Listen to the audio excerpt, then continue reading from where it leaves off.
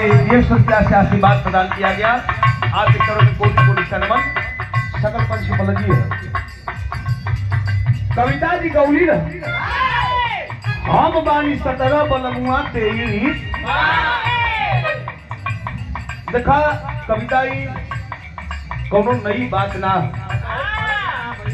हमरे घरे को बहन बिटिया हो चाहे त्योहार को बहन हो सकल समाज खातिर बात हो। कोई अगर लड़का खोजे जाला तो ये होला कि भाई लड़का अगर 5 साल अगर 20 हट रजा मार दा लड़की की उम्र कम हो जाए लड़का की उम्र ज्यादा हो जाए तो कमर कहे कि भाई भाई जब उम्र का दोष ना होला उम्र तो सही है। जब हम तो पूर्वज बता के गई जब पूर्वज भैया गलत तो बताया लोग हमारा बाबू गल हुई हमरे बहन खातिर खोजे तो जो यह बतिया हुई अब तोहरो बाबू गल हो तोहरे बहन खातिर तोहके खोजे खातिर तो जो बतिया यह हुई कि 2 साल लड़कवा पढ़ ही चली लेकिन लड़कवा छोड़ न होए चाहिए तब कमर दुखाएगा कोनो बात ना कमर कहीं दुखाए चला एक बड़ा मजबूरी है। हम कहब तो कविता बुरा मत माने पहला मुलाकात है कुछ ऐसे सदमा में हम तुरंत कैसे दिए थे भगवान जानत है शायद आपको जानत है तो सच्चाई जो समाज की बात है कौनो गीत देखे आ जाता अगर ब्रिजेश हम दुर्जन चचा का इंटरव्यू सुनतली राम जी यादव इंटरव्यू लेते लोग कल भाई बिरहा का तो जहाँ तक बात है विजय लाल अगर कोनो गीत गा दिलो अब वो गा के छोड़ देना कुल गवैया ऊपर लिखल हूँ लेके ढोवत हुवन 15 दिन के बाद विजय लाल फिर दूसर गा देत हुवन अब ओके छोड़ के वो तैयार ना दूसर का पलट जात हुवन।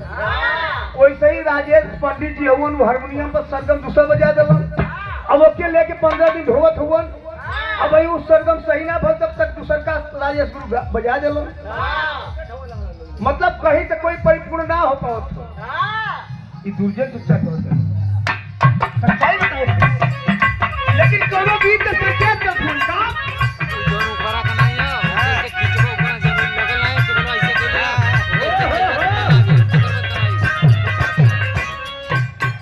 दोनों कविता तोहरे जिनसे मेहरारू रहे आज के दिन कविता के मत भौजी मन लो अरे भाई मंच हम माना बनाओ के बाद हमारे उनका संबंध का ही हम जाना लेकिन यहाँ महफिल में खड़ा है जा तो मंच को मर्यादा तो मर्यादा के देखे कोनो बात होए के चाहिए। आज कभी हमारे भौजी कौनो भौजाई अपने दिलवे से कहलत कि ए बबुआ सुनिया ना देवरवा कहलत का हो भौजी का कहत रे कौन सुना कलिया तो समझ कपड़ा पिरात रहा फलनवा के गली झरावे आज जब झरावे गली तो 2 बार ऐसे ऐसे कइल आ तीसर का बार दबा देल का दबा देल तो बताओ तो भौजी का कइली नजर झरावे हो कइली नजर झरावे नजर नाही झरल सदा भागे रखिया मरल पुहावा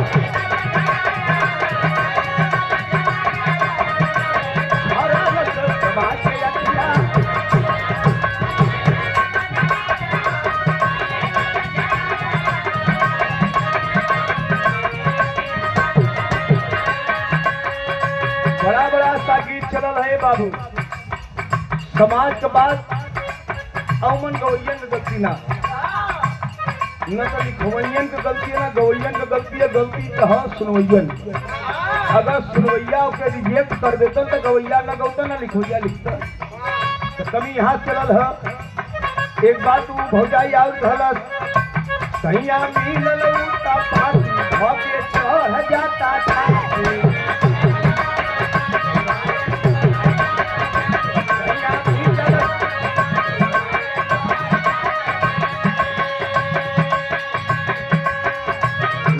खेला कमजोर भग मोह देता चाबी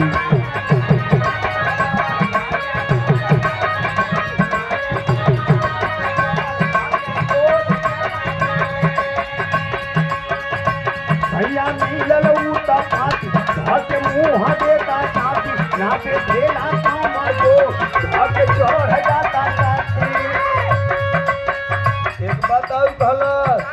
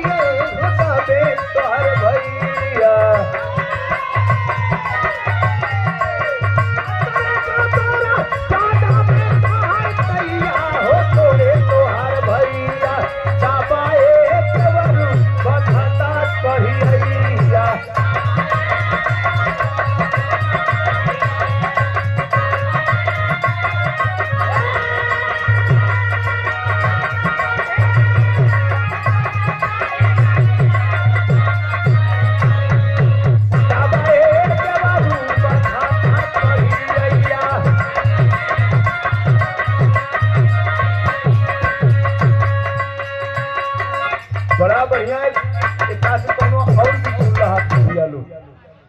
समाज में ऐसा ऐसा गीत आप सब भैया लोग यूट्यूब के माध्यम से सुनत हुआ, कलाकारन के माध्यम से सुनत हुआ। असली हम नहीं की का अरे का के दबाए के बिहार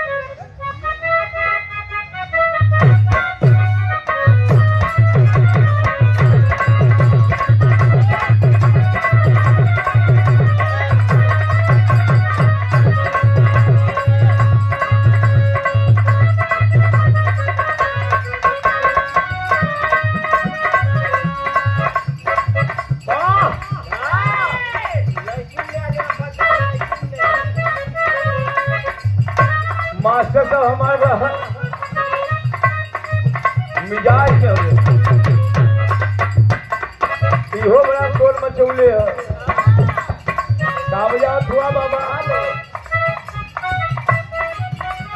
इधर से सुल्ला कुछ बदल के बजा था मालिक है हवा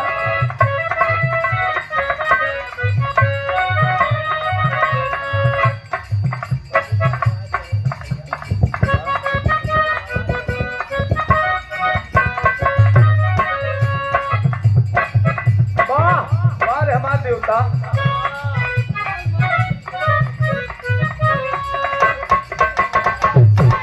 कोनो इहो मेहरारू की परेशानी है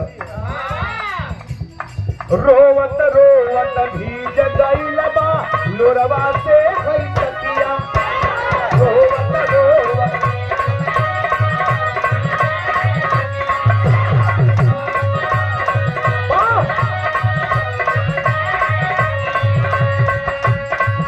अरे के करह जाग में जागा तारू तारी साहनी रखिया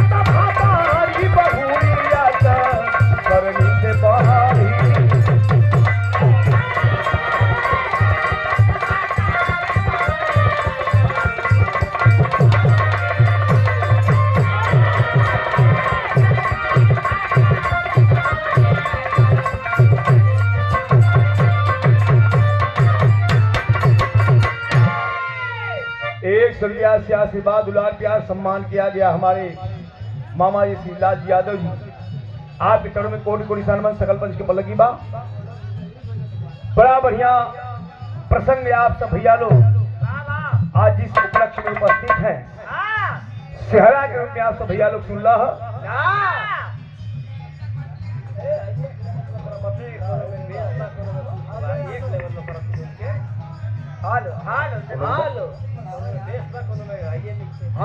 ये हमारे सहोदर भाई अजय लाल यादव जी 20 रुपया से हम हमार सम्मान केलन, 20 रुपया से कविता जी का भैया के थाई नमस्कार प्रणाम। माई भगवती बनौले रहे, सकल समाज का आशीर्वाद लगे। बड़ा बढ़िया गीत आप सब भैया लोग सुने की मिलल।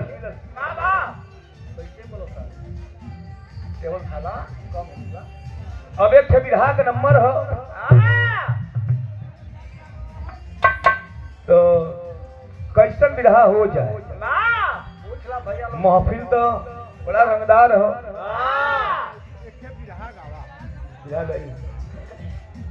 मम्मा बैठा विधा तक वही है लैया। दोनों जाने विधा गावल जाए, दोनों जाने विधा गावल जाइए। आप चिंता न करा, चिंता उधर से हम आवाज कम करा दें।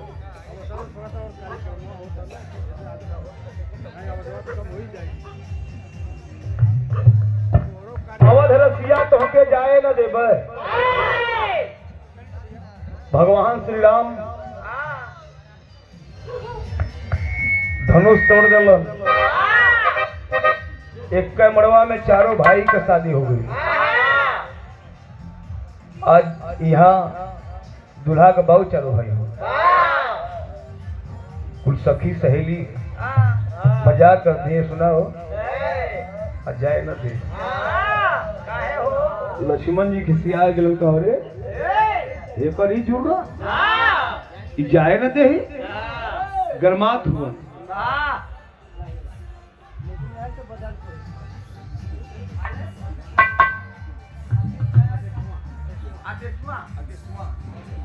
अटेसुहा के पावन पवित्र धरती से परम आदरणीय श्री कालीचरण यादव उर्फ मटरू भैया आपके द्वारा ये सम्मान किया गया। आपके श्री चरणों में कोटि कोटि नमन सकल पंच की पलकी हो। तावा एक खेलो इकाई खड़े से बिहा हो जाए।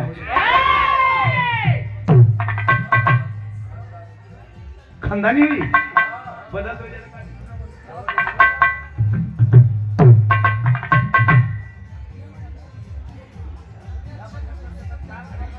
सोचे कि अपने हाथे में हथियार मारा फिर जा।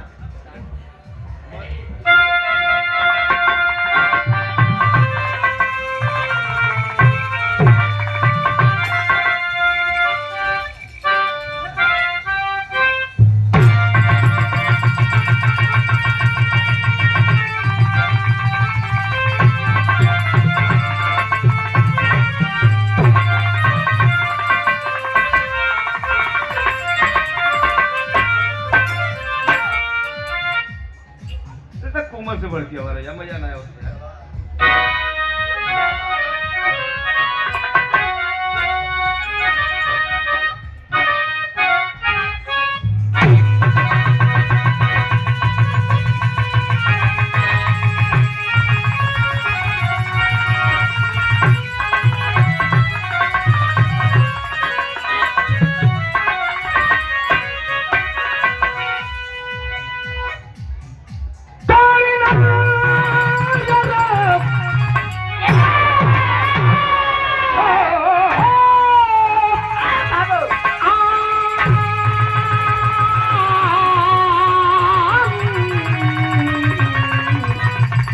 सवरिया भोले बाबा जोगिया हो रहा।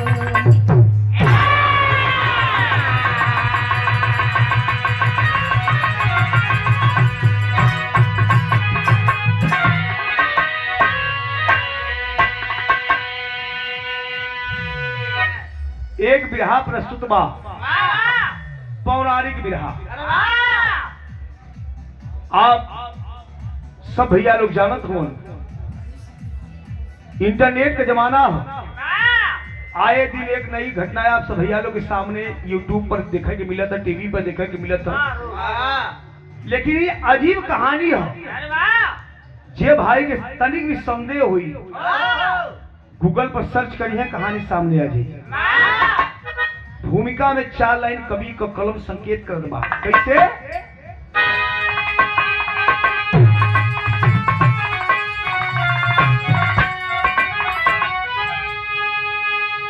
अरे बाध करता जरी तुराज हंसगे लगे करते कूले कुंजन से कुंजन भ्रमरी रस भरी मंजरी रस लुटागे लगी प्रेम पानी में डूबा दीवाना दिगर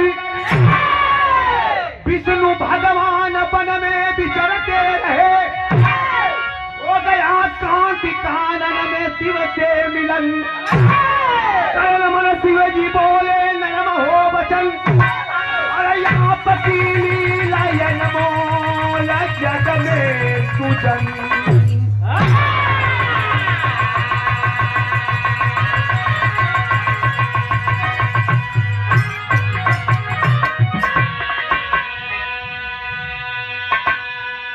भैया बात पे गौर करेंगे, ध्यान देंगे कहानी के ऊपर।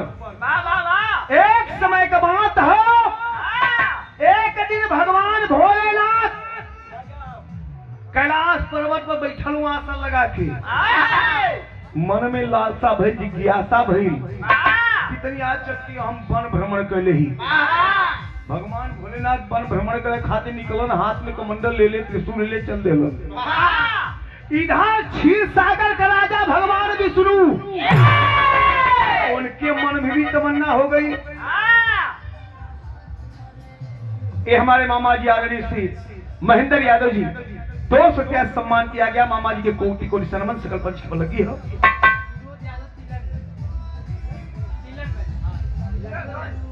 आप परमादि श्री मनोज यादव जी तिलकगंज से, विनोद यादव जी तिलकगंज की धरती से 100 क्या सम्मान के लिए भैया के था योग नमस्कार प्रणाम। माई भगवती बनौले ना सकल समाज के आशीर्वाद लगे। ए भैया इधर भगवान विष्णु भी अपन चल देना वन भ्रमण करे खातिर की। जब घोर जंगल में गईलन, घोर जंगल में जब पहुंचल उन भगवान विष्णु, तो एक तरफ से भगवान भोलेनाथ अपन हाथ में त्रिशूल ले ले आवत हुआ, दूसर के तरफ से भगवान विष्णु अपन चल ले हुआ। जब आमने सामने भइलन, भगवान विष्णु भगवान भोलेनाथ के प्रणाम करत हुआ। अब भगवान भोलेनाथ भगवान विष्णु के प्रणाम करत हुआ, उनसे हालचाल पूछत हुआ, उनसे कुशल क्षेम पूछत हुआ। बिरहा में एक लाइन कौआई लगत है।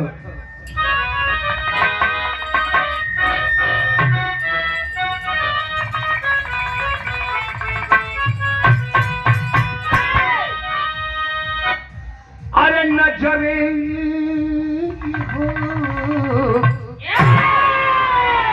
अरे नजरे मिला मिला के मुस्कुराइए गया, नजरे मिला मिला।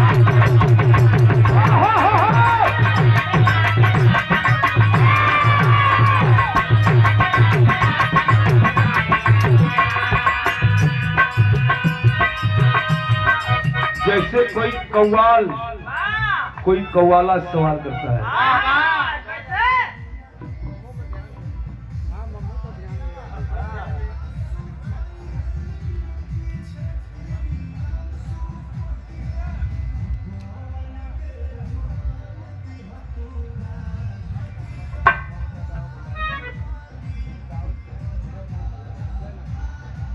ये हमारे मामा जी परम आदरणीय श्री उदयनाथ यादव जी, मामा जी के द्वारा 251 रुपया सम्मान दुलार आशीर्वाद दिया गया। चरणों में कोटि कोटि सनमन सकल समाज की पलकी है। ठेका में लगा ला। जैसे हमान 2 गवैया है, या एक लेडी से 2 जेंट्स, गायक गायिका वैसे ही कव्वाल कव्वाला। कव्वाल कव्वाला से सवाल करता है, ऐ मेरी जाने मन नजर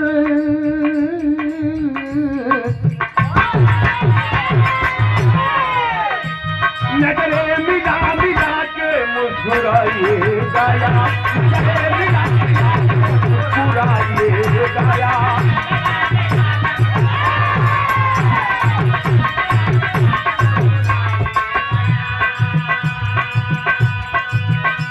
नजरे मिला मिला के मुस्कुराइए गाया।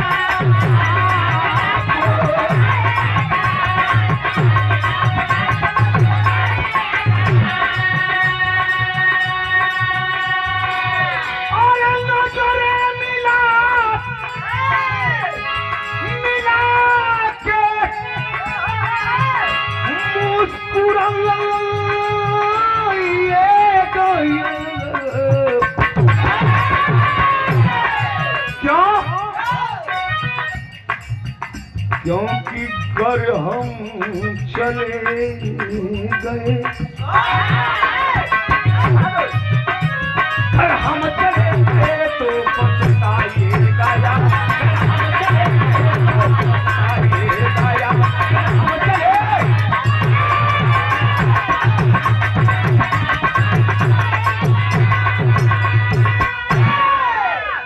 ये तो मौज मस्ती रहा, इंटरटेनमेंट कहल जाए। लेकिन बिहार के अंतर्गत भगवान विष्णु भगवान भोलेनाथ आमने सामने हुए। भगवान भोलेनाथ भगवान विष्णु से कहना प्रभु आप ठीक ठाक तो है ना। भगवान विष्णु भगवान भोलेनाथ से कहन कि प्रभु आप ठीक ठाक हुआ ना। तब तक भगवान भोलेनाथ एगो सवाल कर दिलो, तो प्रभु आपकी कृपा से हम ठीक ठाक है, लेकिन एगो हमें दिल में शंका चला। का शंका? काला लालसा है।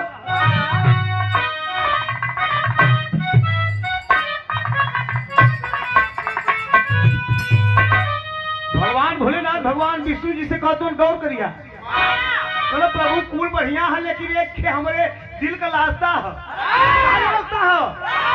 अरे शिव जी कहे हो, अरे शिव जी कहे न भूलेंगे उपकार आपका, शिव जी उपकार आपका।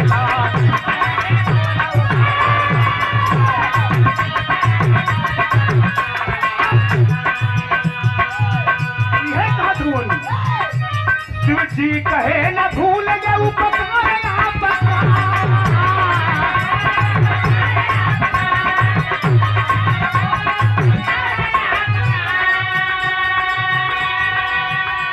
और शिव जी कहे न भूलेंगे उपकार आपका।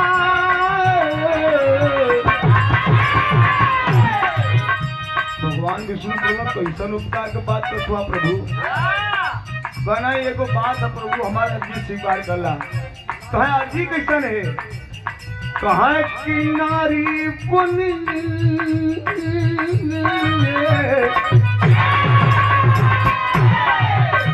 नारी बने जगत था श्रृंगार आपका, नारी बने जगत था श्रृंगार।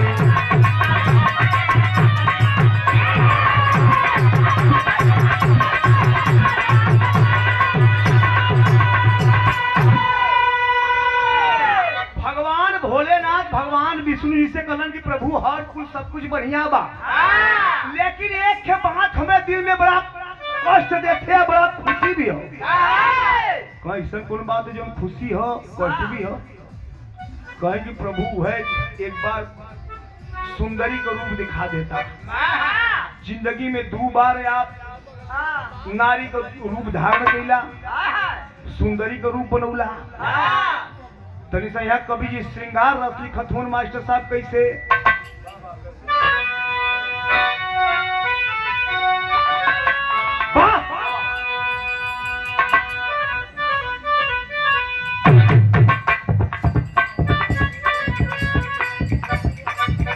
वह रूप मोहनी का एक बार फिर दिखा दे। देखा कहे के ना चाहिए, वेद में बड़ा लबेद बड़ा भेद हो। भगवान भोलेनाथ के विषय में बहुत ज्यादा विस्तृत में बतावे की जरूरत ना हो, लेकिन जितना लोग बाबू भैया लोग पढ़ा लिखा समाज के लोग बैठल हुआ, सब लोग ये बात से अवगत हुआ। वह रूप मोहनी का एक बार फिर दिखा दे, नैनों की प्यास पल में परमात्मा बुझा दे। कजरारी प्यारी आंखें पतली बहुत कमर थी। देखा यह श्रृंगार है, यह श्रृंगार रस है। श्रृंगार कहीं खरीदल ना चला, श्रृंगार बिहार में है। कजरारी प्यारी आंखें पतली बहुत कमर थी, लगता 16 बरस से अधिक नहीं उम्र थी।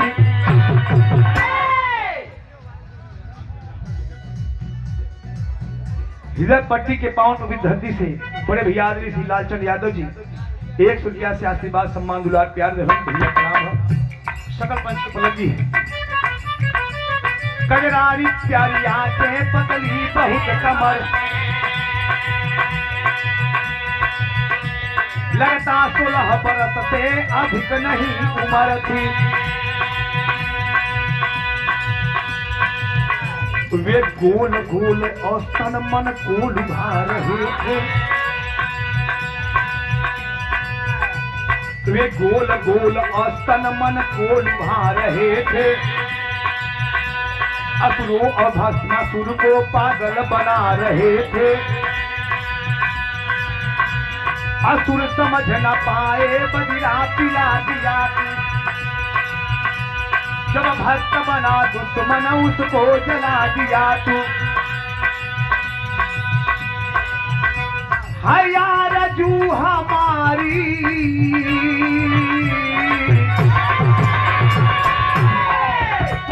यार जू हमारी एक बार बने नारी, यार जू हमारी एक बार बने नारी, होगा न कोई गड़बड़ हमारे चक्रधारी।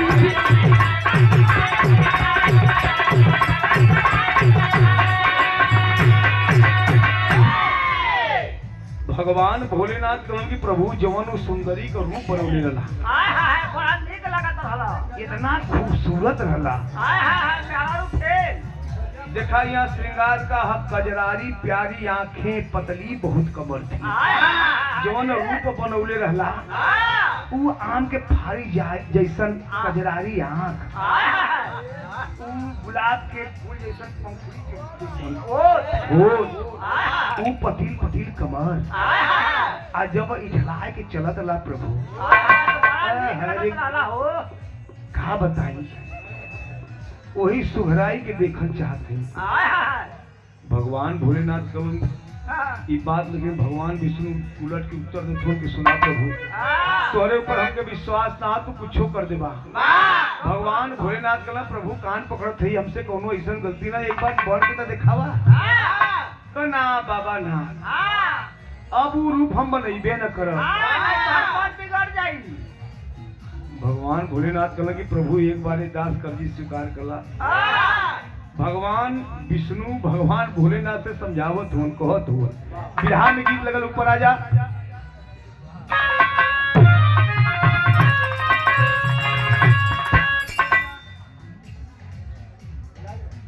बुलाए गेला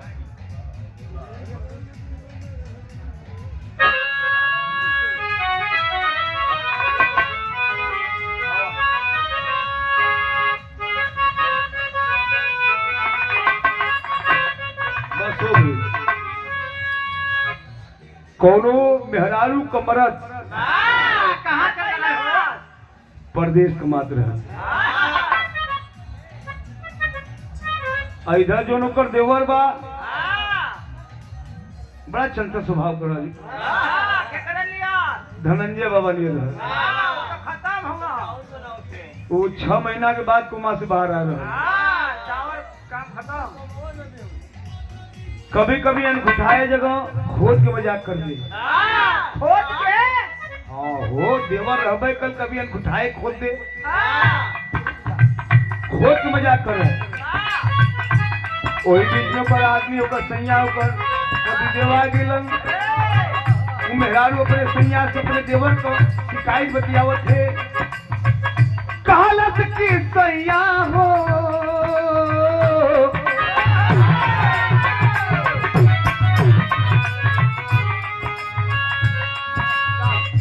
काल देला मीस हो काल देला मीस हो भरता खीस हो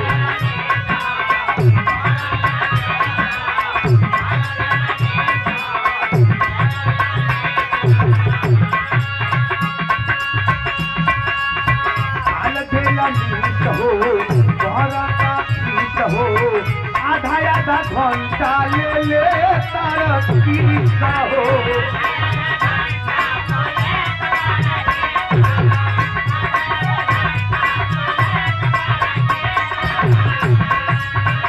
आगे जनी बढ़ी देखी उड़ता पसीना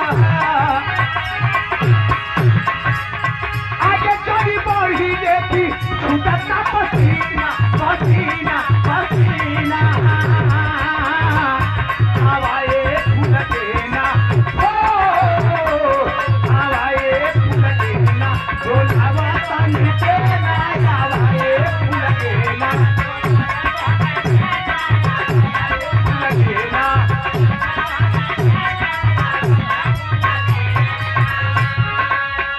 लेकिन भगवान विष्णु भगवान भोलेनाथ से समझावत हो कहत हुआ विष्णु लाचार हो भोले मन महार हो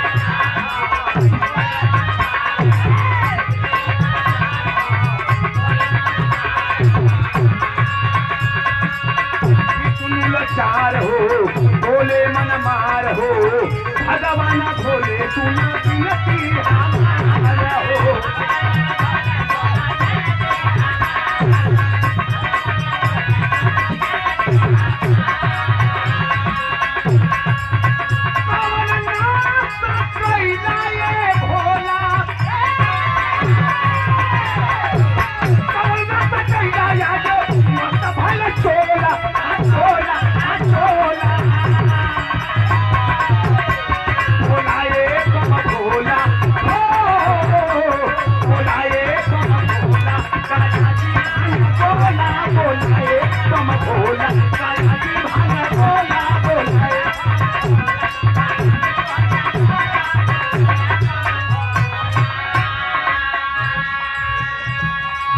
भगवान विष्णु कलन की हे प्रभु आप तो अवघरदानी हैं त्रिकालदर्शी हैं तीनों लोक के मालिक हैं आप आज कौन नशा करके आई हुआ गोला खाए के गांजा पी लेना कि औरो कोनो नशा कैले हुआ भगवान भोलेनाथ कहना कि प्रभु कोनो नशा ना कैले भगवान विष्णु कहलन कि तोहरे को विश्वास ना हो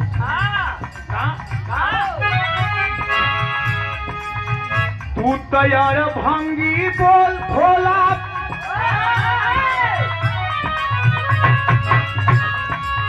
तू तैयार भंगी बाबा नाही प्रीतवा सबा कटवा से जावत नाही फूल का सबा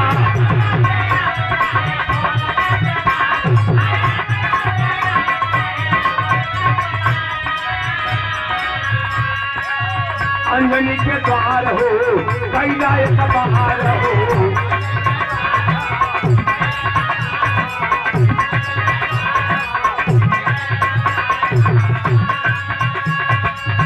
अंजनी के द्वार हो कैला एक बहार हो मंदा देव ने धोखा कैला परिहार हो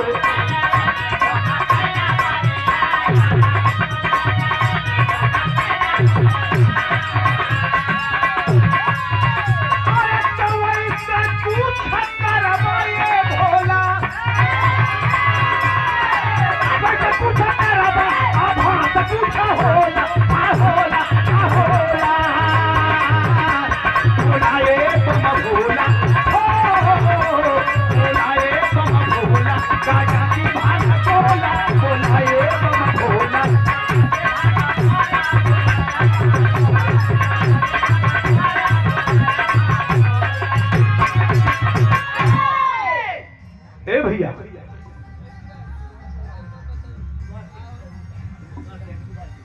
अच्छा हमारे सहोदर भाई हमारे सुभाष भैया के पिताजी और हमारे धर्म के पिताजी आपके द्वारा ये आशीर्वाद दिया गया, आपके चरणों में कोटि कोटि नमन है।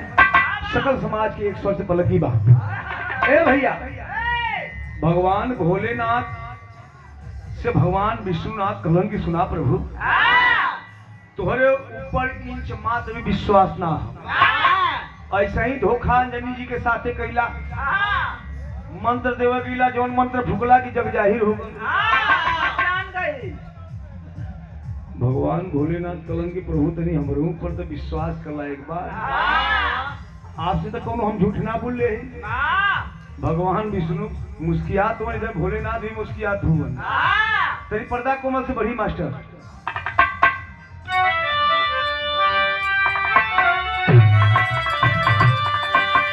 भगवान भोलेनाथ कलन की माना मोर बचनिया ये हरि। अब इधर क्षेत्र में इधर जब बढ़वा आगे तनी एक तेजी के लोग चलाएगी बोलो। रामदेव उस्ताद कैसे बोलन,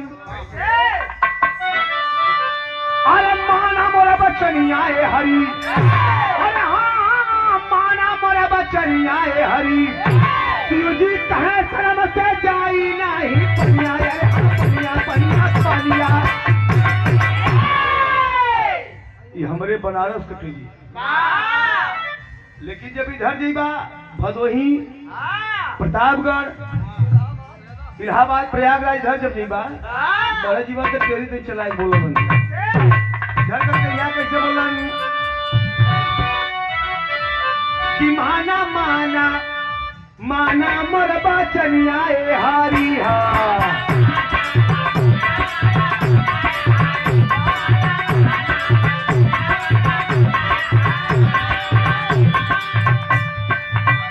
माना माना की माना मोर बचनिया ए हारी हा।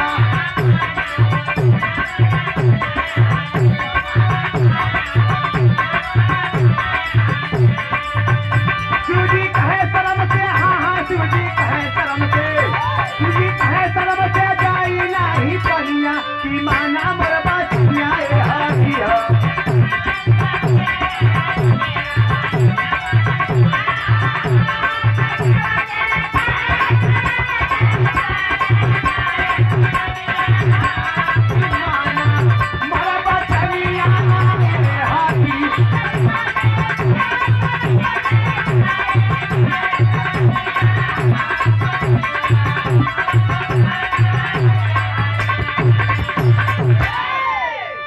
शिवजी कहे शर्म से जाई नहीं पनिया की माना मोर बचनिया ये हरि।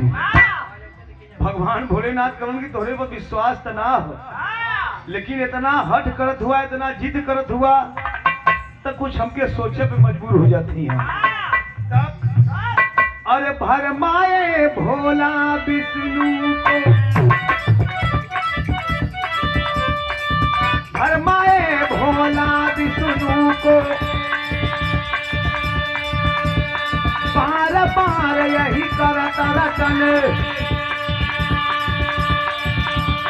बने सुंदरी जब विष्णु जी। जो लगाया शिवजी का मन, हड़क नहीं धई सबक जमीन पर, हड़क नहीं धई पटक जमीन पर। जबरी पानी लगे लुटन, पेट फूला लगी तनूजी ढंग, पेट फूला लगी तनूजी ढंग, तन से पैदा हुआ नंद बना।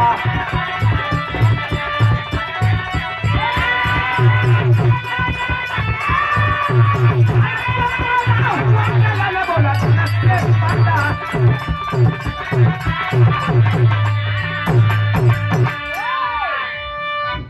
ए भैया, भगवान विष्णु भगवान भोलेनाथ के झांसा में आ गिला। भगवान भोलेनाथ कहन की प्रभु एक बार उस सुंदरी के रूप हमको दिखा देता। तो भगवान विष्णु कहन की भाई इतना हमारा चिरौरी करत हो, इतना रिघियावत हो, एक बार बनी जाए। अच्छा तो जब सुंदरी का रूप बनौलन, कचकचवा रूप, वो कजरारी आँख, वो गुलाब के पंखुड़ी जैसन हो, वो गोल गोल स्तन, वो पतली पतली कमर, जब इछलाए के चलन तो सच्चो लगे कि हाँ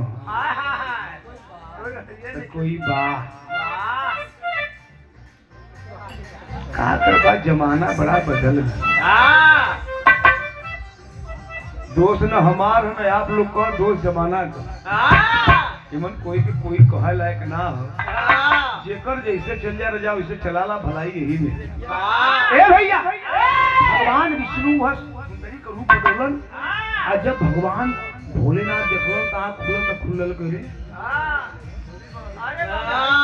वो तो चक्रियाए लगलन कि अरे सर्वा हम तीनों लोग का मालिक, हमारे सामने ऐसा कोनो प्रस्तुति नहीं बहन, इतना सुघर, इतना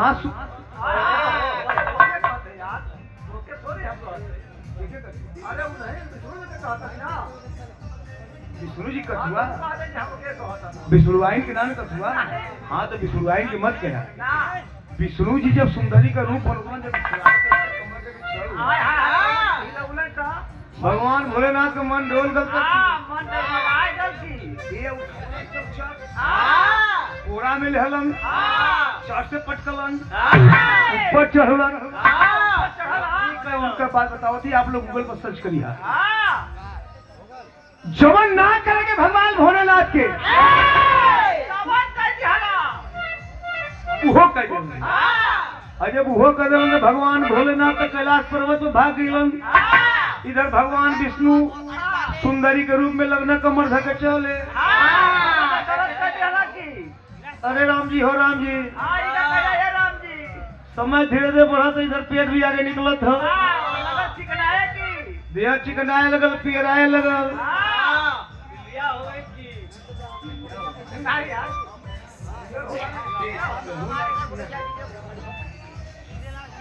ए भैया, समय बीता था, एक दिन एगो घटना घटल का मास्टर साहब बिरहा में गीत लग गई।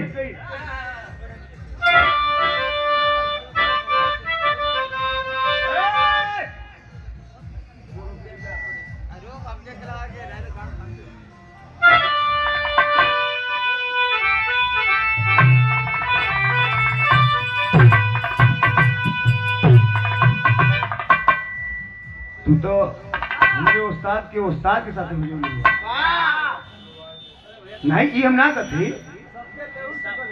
रामदेव उस्ताद के साथ गौला बजौला, उनके ले ही गेला, बाद में पप्पू के साथ हिला, उनके ले ही गेला। नहीं रह सत में हैरान चला था, कभी कभी हो चल जाते ऐसे मजाक में। रामदेव उस्ताद का का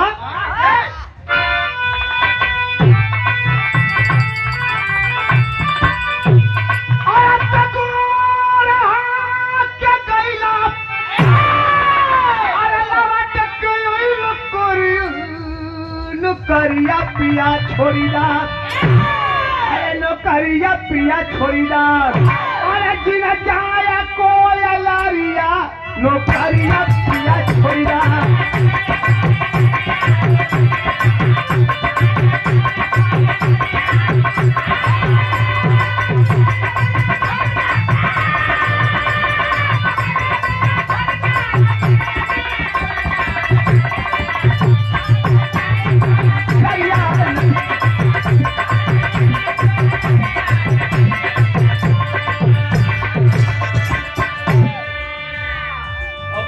विष्णु सुंदरी के रूप में पेट सहरावत हुआ, मायरे मायरे का करूं, हर दुखाता नहीं, हर दुखाता। धीरे धीरे समय बीता तो समझे गुरु, तो आज सीखो तो पीछे हो गए ना। हाँ, भगवान विष्णु बड़ा झंखा को सुंदरी का, मैंने ही मत सोचा सुनता जगत भाव।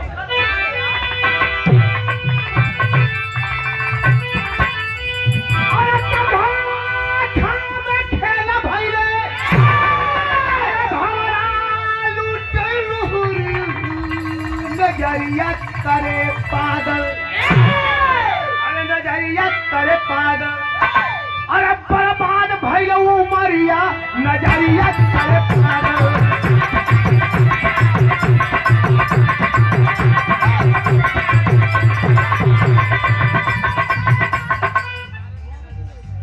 बड़े सम्मान दुलार प्यार के साथ हमारे मामा जी आदरणीय श्रीलाल जी यादव आपके द्वारा आशीर्वाद दिया गया। आपके शिक्षण में कोटि कोटि संगमन सकल पंच पलकी बा। ए भैया भगवान विष्णु यह झंखत होंगे सर्वा अगर हम न ऐसा कैले रही तो काहे के वन में झंखी भइल का एगो घटना घटल कैसे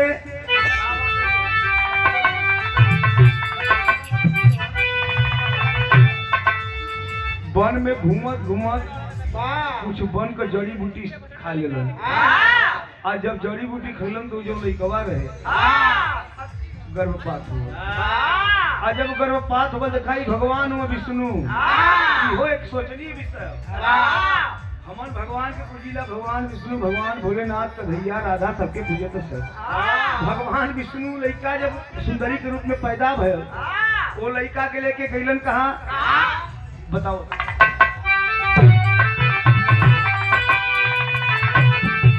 अरे छोड़ के सुवाना बनन विष्णु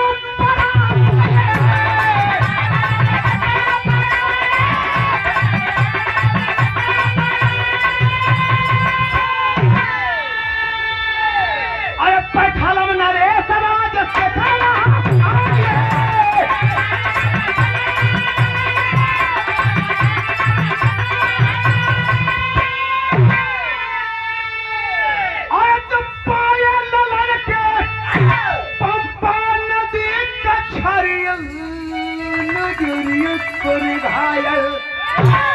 अरे बर्बाद भइल उमरिया नजरिया करे घायल। ए भैया भगवान विष्णु सुंदरी के रूप में कुछ जड़ी बूटी खैलन बच्चा के गर्भपात भेल। आ जब गर्भपात बड़ा सुंदर लड़का अति रह उस सुंदरी वो लड़का के लेके जाए के पंपा नदी के कछारी में लड़कवा के रख के नवजात शिशु के रख के उस सुंदरी के रहे भगवान विष्णु वो लड़का के रख के अपने विष्णु लोक चल गए। इधर पैथालम का राजा राजशेखर घोड़ा पर सवार वन भ्रमण करता है। उनके बहुत जोर से प्यास लगता। जब प्यास लगा तो जंगल में भटकत हुआ एक तरफ से आवाज आओ तो ए बाबू भैया हो मोर भैया भैया हो भैया भैया क्षमा करिया हम आपको दास जा तो शोर गुल्ला हो वो तो शोर हो तो जहां तक सीमित बा वह रहेगा। ए भैया ओ समय भगवान विष्णु बच्चा के छोड़ गेल हुआ पैठालम का राजा राजशेखर घूमत घोड़ा में सवार आवत एक नवजात शिशु के रोए का आवाज आई। और जब रोए का आवाज आएगी तो राजा सोचे लगन कि भाई ये जंगल में छोड़ लेका रोट घोड़ा घुमा दिलन। जब घोड़ा घुमौलन तो आवाज कहाँ से आवत हो पंपा नदी के कछारी से। घोड़ा से नीचे राजा उतरलन। आज जब गईलम तो देखत हो एकदम वही लहू लुहान लइका वही में कुल लगले हो रोवत हो